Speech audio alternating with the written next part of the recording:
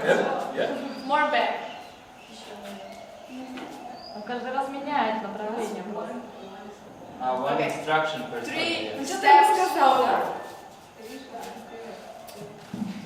Now it's the Now opposite. 3 steps backward. Now lean, yeah. Tap the table with your hand. Tap the table till you find like a block. That's not direction. No, Yeah. raise your hands. Okay, put your right hand forward. Now your left. Left. Now your right hand. Okay. There you go. Round of applause. Take a blind photo. Very good. Thank you. How's that for you, Tirta? One more time. How was that for you? Well, I like the fun, so it's very nice. I like to joke, I like the fun, I like to smile, and my daughter smile. Okay. Everybody be very, very honest. Chakratirtha can take it. Okay? Be very honest. What did you think of Chakratirtha when you first saw him start moving? Is he crazy? What else? Be honest. He can take it. He's a big man. What did you think of him? He doesn't know the directions. Doesn't know the directions. He's been in India too long. What else? Go ahead. He did exactly what you told him. What did you think of him? What did you think of his personality or character when he first started moving in the room? He's an amazing person.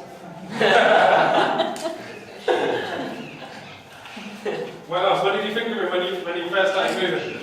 I got confused in the directions myself, so I didn't notice anything wrong. Probably just confused overall. Slightly dyslexic. Slightly dyslexic. That's it.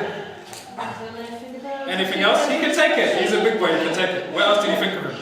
Be honest. I just thought he got another directions and he's pretty nice following them because it was sometimes start go to your right and go to your left because he had to think like which one it is now. Yeah, and then someone here said about him not following directions, right? No, Who he was was, it? You. he was following directions, but other Deliberately. directions. So therefore you thought he was what? It's hard to. You thought he was an idiot? Yes.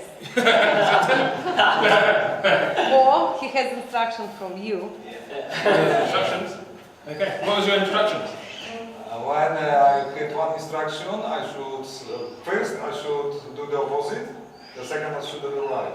And then no, yes, no, yes. Okay. Make the point? See the point? Did everyone clock that? As in Genevieve also was able to guide into the room. So everyone had a particular idea of how you were going to guide Chakratirtha to the target, isn't it? You had your way, you had your thoughts, you had your coding, you had your programming of how you were going to guide him to the target in the room, isn't it? But it was only when you understood the code, then you could guide him to the target. Otherwise, what did you have him? You had him busting into cameras, he was going to hit walls, he was stepping all over the cameraman. But it was when you received and understood how is he decoding this, were you able to then guide him properly? Isn't it? So communication isn't based on what you give, it's based on how it's received. Isn't it? Wouldn't relationships in life be fantastic if we understood this principle? Isn't it? All our arguments are based on what we give it. Oh, but I said this to you. But I told you for the millionth time I love you. Who cares? It's about how it's received. It's not about how it's given. And so, as far as I'm concerned, my module for the next 4 days is over. It's finished. I'm done. I'm going home. Quite frankly. Everything is an elaboration on this, that who you're dealing with is according to the nature. You communicate, present, teach, inspire, motivate, stimulate, engage, entertain, according to the nature of who you're dealing with. Not according to the nature of what you're delivering, isn't it? So it doesn't matter what audience you're speaking to. whether they've been a bhakti yogi for 40 years, whether they don't even know how to spell spirituality, whether they're from a Christian faith, a Muslim faith, a Judaic faith, an Episcopalian, Protestant, whoever, it doesn't matter. It's according to the nature of how they decode your information, how they decode your wisdom, isn't it? And so actually, alongside being enthusiastic to share a message, you also have to know your audience well, know the location well, know their needs. What do they need? What's important to them? What do they value? Is it making sense? So it's about the people. It's not about us. Is it?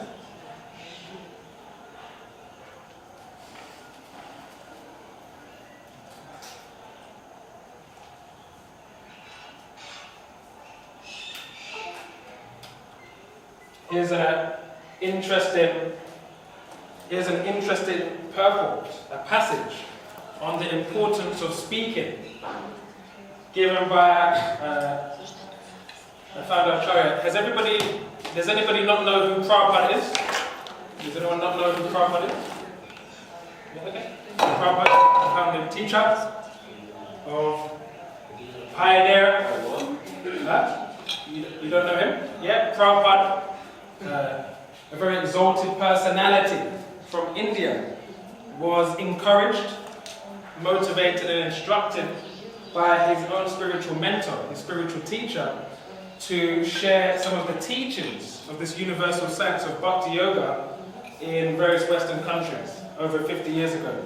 So he's very much the pioneer of Kirtan, Mantra Yoga, meditation, and the teachings of Bhakti in some of the MEDCs, or the economically developed countries. And within within one of his writings or translations, he works on a big canon called Bhagavatam. And in that canon, one of the quotes are to do with presentation and speaking. So Prabhupada writes here that he must realize the subject matter so nicely that he can present the matter for the particular circumstances in a suitable manner. It should be presented in an interesting manner for the understanding of the audience. That's called realization. So whenever we share, whatever we share, we first have to be interested in it. Because you can convey what you're interested in. You know how many people I know who have said that they'll never take drugs, but have put themselves in the association of people who are very inspired to take drugs, and then they end up taking drugs. Why? Because the people who are taking drugs presented taking drugs in a very interesting manner for them. They had realization about how to present taking drugs. Otherwise, how would that be possible? So we can inspire people to move, to change, to transform, to empower themselves if we're interested in what we're talking about. So generally try to stick to subjects that you're interested in, that you're enthusiastic to speak about. Otherwise it will come out dry and done.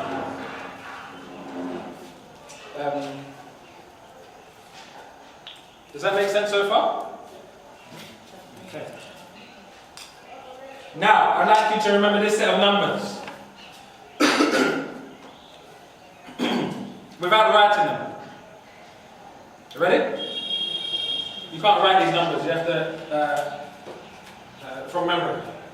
Okay, 42, 17, 11, 39, 76, 24, 9, 12, and 84. Okay. Now, Yogamaya? Okay. You like to recite those numbers back? I don't remember. Okay. Thanks. Okay, Shamananda? Is it Shamananda Pandit? Please repeat again, then we will. Shamananda Pandit? Shamananda Krishnadas. Okay. No? You want them to come up? 42. 2. Your name again? Me? Jared. Jared. Yes. Yep. 11 was one of them. Are you sure? Yes. Yes. 84. 94 was the last one, 42 and 17 was the first 2 months, and no, I don't remember the rest of them. 6.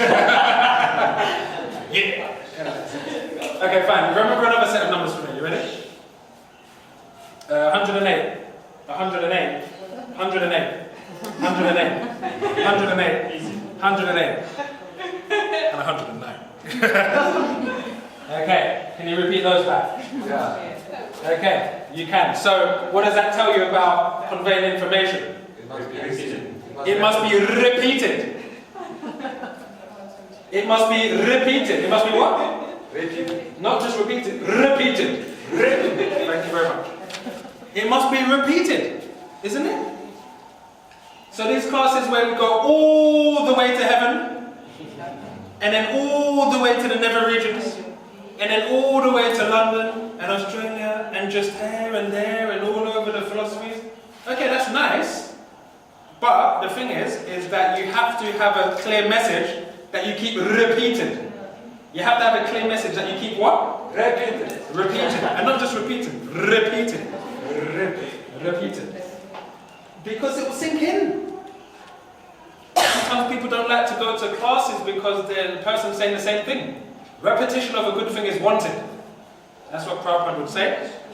And other orators. One more time, repetition is... Repetition of a good thing is wanted. Yeah. So Prabhupada says, repetition of a good thing is wanted.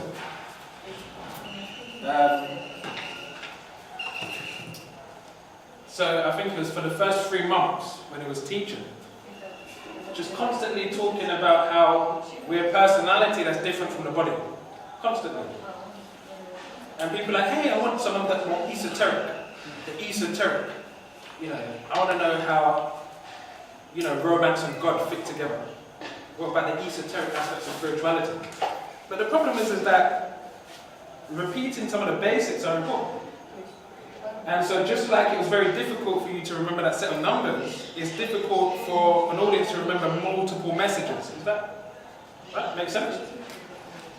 So first we're dealing with communicating in a way according to the nature of the person, and we're regularly repeating a very clear message. Now, you can repeat that message with a video, with audio, with music, with so many resources, with drama, with so many resources that we will get into. They're called, when we get into resource management. But still the main point is that the message is still the same. Right? It's just repeated according to different natures. Some people need to move. Some people need to see. And some people need to hear. Some people need a combination of all of those things. So you're creating a message and experience of the same.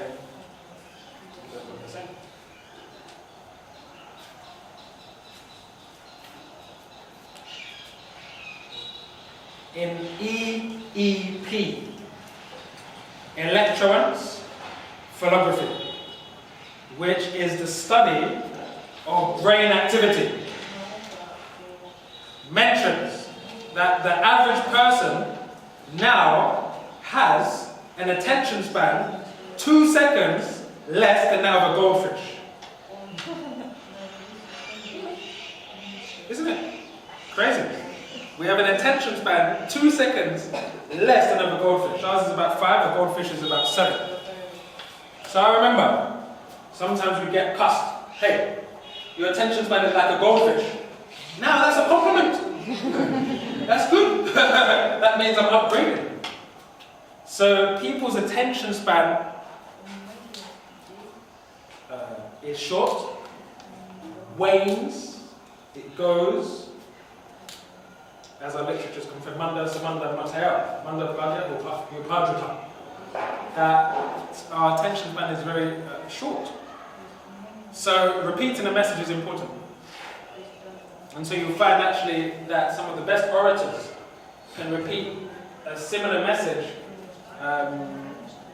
from a number of angles, but leave you with the same final conclusion.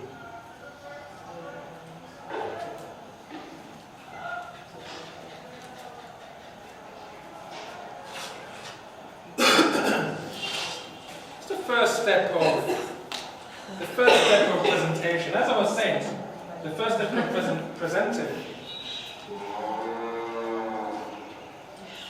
will be this. Actually.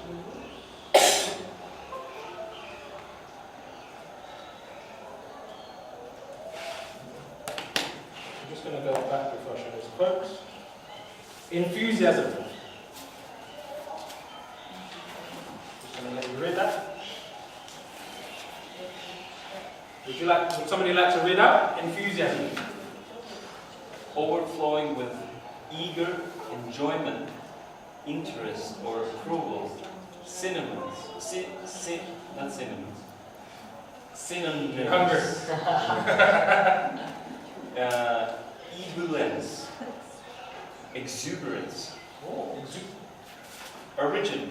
yeah. Early 17th century, in a sense of the second one. From French enthusiasme, or via late Latin from Greek enthusiasmos, from enthos, possessed by a god, inspired, Okay. based on the theos. Yes, good. Yeah. So what's interesting here,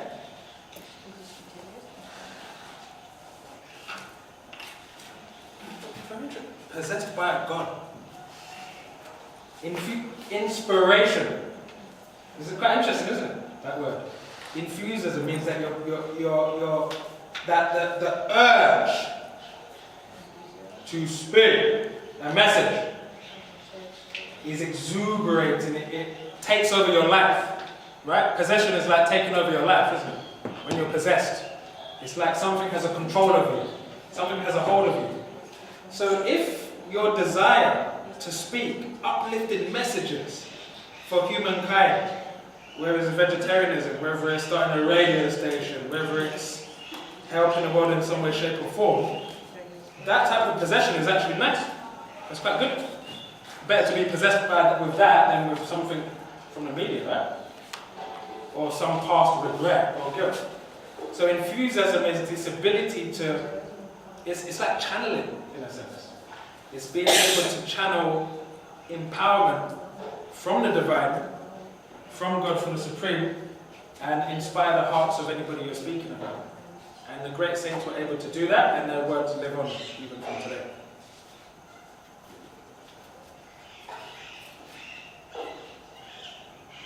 Okay. Somebody like to read? Inspire. Yep. Someone read out loud? Somebody? I guess I can try. Feel someone with the urge or ability to do or feel something, especially to do something creative. Origin, Middle English, inspired from Old French, inspired from Latin, inspired, breath or blow into, from, into, spirit, breathe, the word breathe. The word was originally used of a divine or supernatural being in the sense imparting truth or idea to something, to someone. Very powerful, isn't it? Inspired. Sometimes we use in yogic circles prana, which is not exactly breath. It's a type of vital energy. It's a type of energy that sustains your body and sustains your life. In Chinese, they sometimes call it qi. So you can only give that to someone if you have it, isn't it? You can't give what you don't have. So whenever we're presenting or sharing various topics, it's important we choose the angle by which we feel very inspired to do it. Excellent.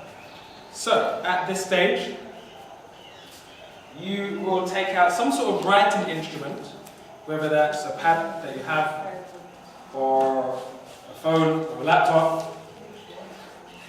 And what you're going to do is I'm going to give you only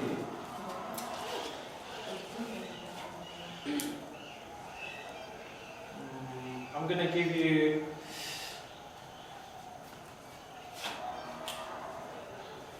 five minutes to prepare a 2-minute speech.